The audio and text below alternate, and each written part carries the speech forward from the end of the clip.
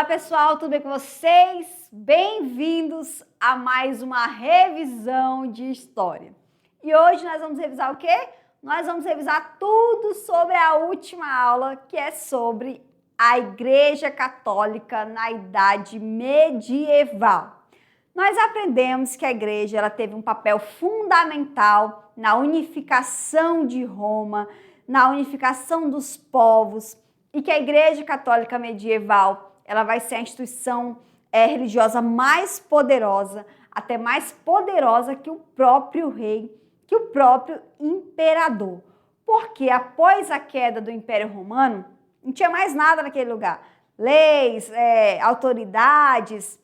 Então vai ser a igreja que vai assumir esse papel de quê? De pacificadora. Vai ser a igreja que vai copiar os registros, que vai datar os acontecimentos. Vai ser a igreja que vai criar essas escolas, que vai ensinar para as pessoas a doutrina cristã, que vai ensinar sobre moral, sobre a ética. É a igreja quem vai praticar a caridade. É a igreja quem vai criar hospitais, mas também vai ser a igreja que vai perseguir, que vai obrigar as pessoas a seguirem a religião católica. É a igreja que vai dominar a questão intelectual das pessoas. Então, todo ensinamento vai ser produzido através da Igreja Católica. Mas, como eu falei, a Igreja Católica não vai ser ruim, mas também não vai ser tão boa assim.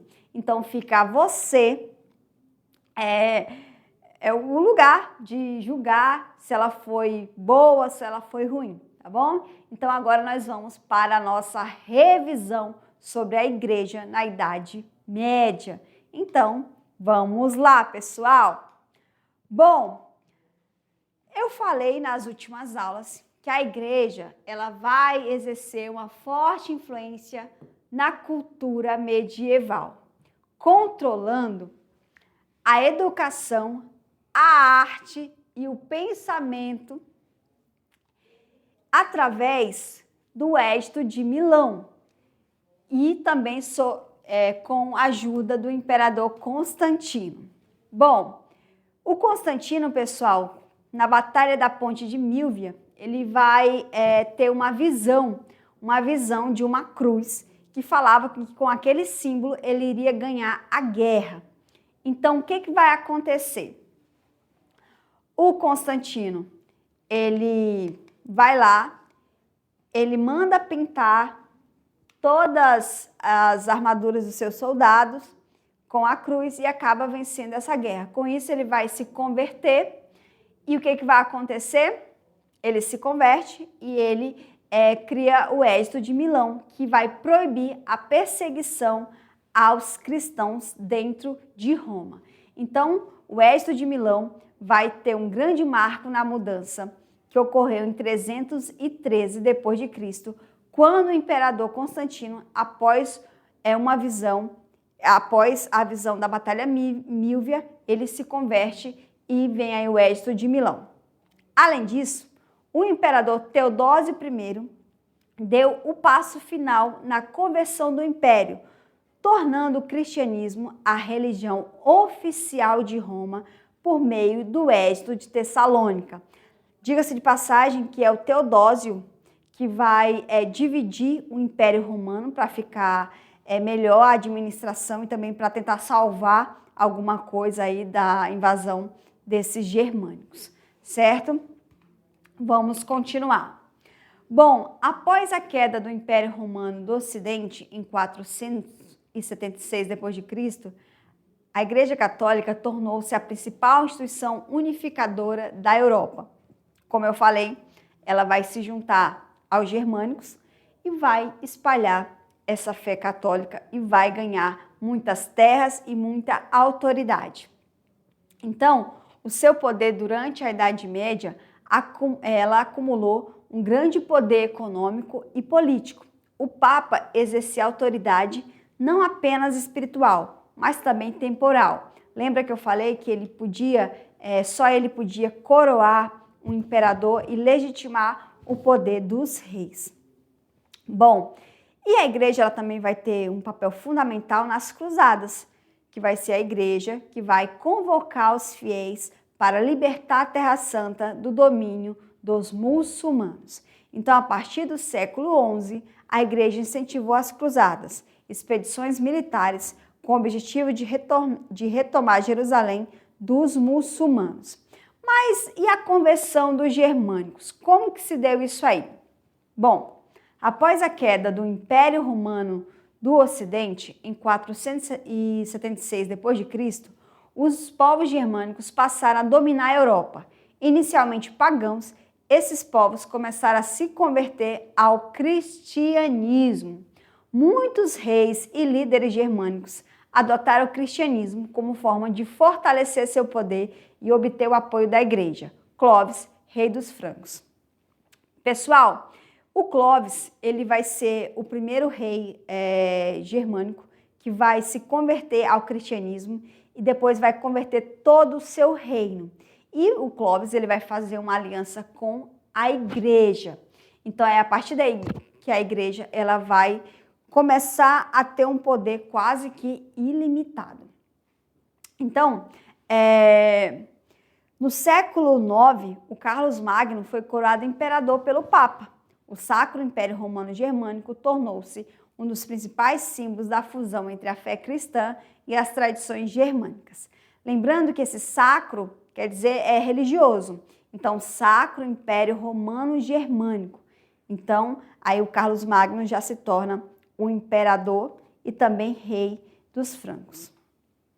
E aí, devido a essa separação de Império Romano do Ocidente e Império Romano do Oriente, a igreja também ela vai criar uma rixa dentro dela, onde vai haver uma diferença cultural entre a igreja do Ocidente e a igreja do Oriente, porque vão ser povos que vão ter culturas diferentes, que vão ter línguas diferentes e que vão interpretar os ensinamentos sagrados de forma diferente também. Então, enquanto a igreja ocidental adotava o latim e seguia uma estrutura centralizada, a igreja oriental utilizava o grego e possuía maior autonomia. Ou seja, na igreja ocidental era centralizada, já na oriental era mais descentralizada. Bom, e aí vai haver essa disputa de autoridade entre o Papa e os patriarcas. O Papa reivindicava a supremacia sobre toda a cristandade, enquanto os patriarcas orientais rejeitavam essa autoridade. Então vai haver algumas diferenças que vai explicar por que vai haver essa ruptura, esse cisma. Bom, primeira delas, diferenças doutrinárias. A controvérsia do filioque e divergências sobre o uso de pão fermentado na Eucaristia. Lembra que eu falei que o filioque diz o quê? Na Igreja Católica do Ocidente, o Espírito Santo ele vem do Pai e do Filho, o que vai ser inconcebível para a Igreja do Oriente, que vai falar que não, que o Espírito Santo só provém do Pai. E tensões políticas, Roma e Constantinopla, disputa entre o Império Bizantino e os reinos ocidentais. Lembra que eu falei que na Quarta Cruzada, que é a cruzada comercial, os próprios romanos vão invadir Constantinopla, vão saquear e vão deixar a cidade extremamente frágil, o que vai causar a ira da Igreja do Oriente, da Igreja Ortodoxa. Bom, e aí a ruptura, a separação, vai acontecer em 1054, conhecida como Cisma do Oriente. O cisma foi oficializado quando o cardeal Humberto, representante do Papa Leão IX, excomungou, ou seja, expulsou o patriarca Miguel Cerulário de Constantinopla, que revidou excomungando os emissários papais. Esse evento selou a separação entre a Igreja Católica Romana no Ocidente e a Igreja Ortodoxa no Oriente, consolidando duas tradições cristãs distintas. Bom, pessoal, dito isso, revisão feita, agora eu quero saber se você já está apto, se você já está pronto para as nossas questões que estão chegando aí. Então, vamos lá para as nossas questões.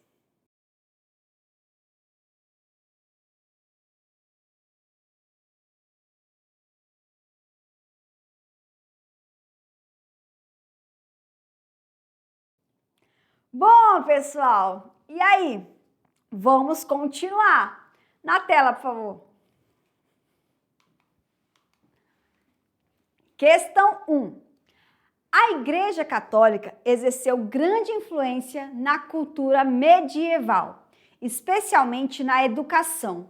Uma de suas principais contribuições foi a fundação de universidades e a preservação do conhecimento clássico, a proibição da leitura de obras antigas e a queima de manuscritos pagãos.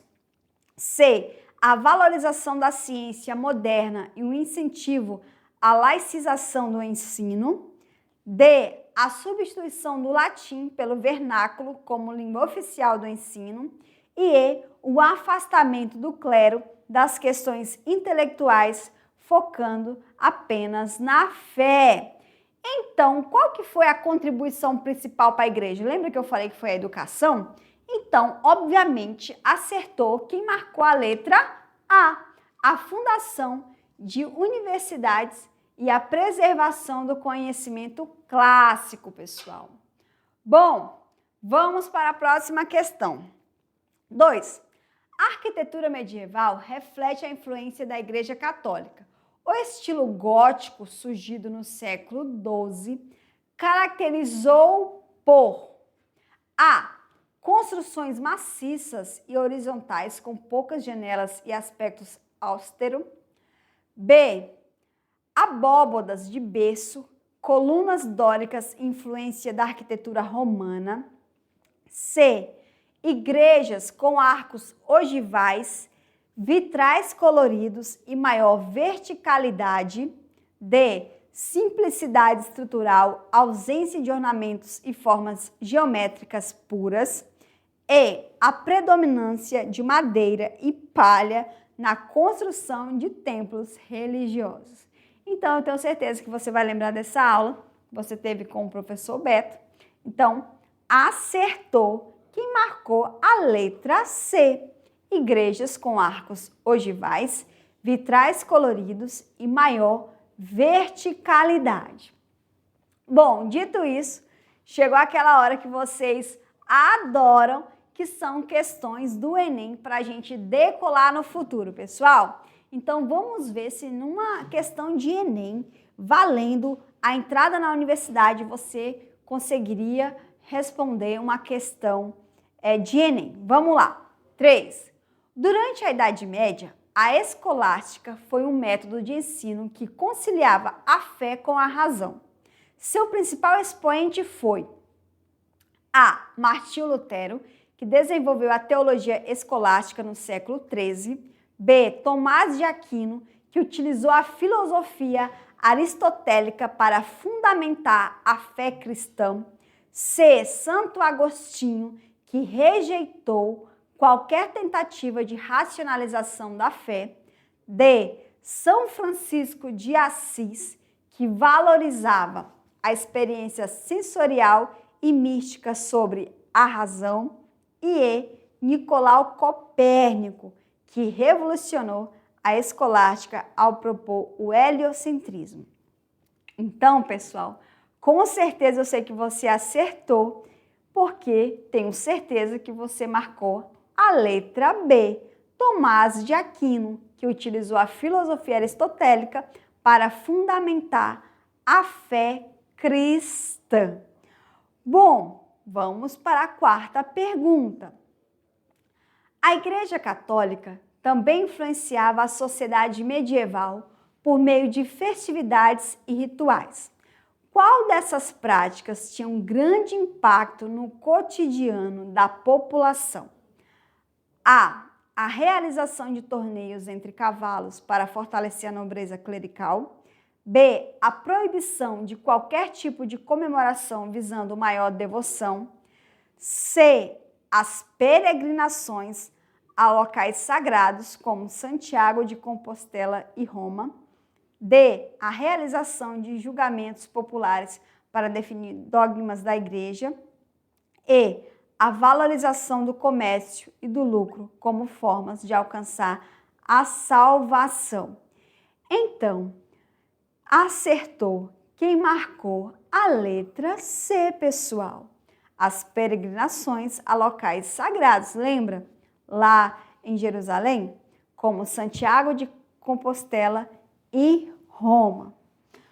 Bom, pessoal, chegamos ao fim da nossa revisão. Eu espero que vocês tenham entendido e tenham entendido principalmente sobre o papel da igreja na Idade Medieval. Lembre-se, há muitos ensinamentos que falam que a igreja ela foi de todo ruim, que a igreja perseguiu, isso não é mentira, ela perseguiu real, ela colocou fogo em algumas pessoas, real também, nós vamos estudar isso nas próximas aulas. A igreja ela ensinava somente aquilo que ela queria, verdade também. Porém, pessoal, a igreja ela vai desempenhar um papel fundamental, porque durante a Idade Média havia uma violência muito grande e Cristo, como fala de amor, a igreja ela vem com esse discurso. Então a igreja ela vai condenar esses atos de violência, ela vai condenar algumas execuções feitas pelo próprio rei. Então a igreja ela vai ter um papel fundamental na unificação dos povos. Lembra que os germânicos eles queriam se tornar romanos? Então, para se tornar romanos, eu tenho que o quê? Me batizar. Então a igreja ela vai unificar os povos, unificar um território quando não tinha-se mais absolutamente nada, porque toda aquela região do Império Romano do Ocidente foi completamente destruído com as invasões dos povos germânicos e não sobrou mais nada. Então a igreja ela vem com esse papel de unificar, de cuidar e também promover o ensino. Só que esse ensino vai ser nas bases da igreja, vai ser nas bases da teologia. Mas isso não impediu que a igreja criasse escolas para ensinar a ler e escrever. Essas escolas também ensinavam os dogmas religiosos e essas escolas também ensinavam questões como moral e ética também. Além disso, a igreja, apesar de ser muito rica e para ela ajudar os germânicos, ela exigia muitas terras e riquezas, a igreja também ela praticava atos de caridade. Então, assim, algumas vezes o fiel que queria ir até Jerusalém, a igreja ela financiava essas viagens, a igreja ela criou hospitais para cuidar de doentes. Então, até hoje, a Igreja Católica ela faz esse tipo de trabalho, esse tipo de caridade. Então é isso, pessoal. Espero que vocês tenham gostado do conteúdo, eu espero que vocês tenham entendido e que agora você olhe a Igreja Católica com um outro olhar, certo? Então é isso, pessoal. Até a próxima aula, um grande beijo e tchau!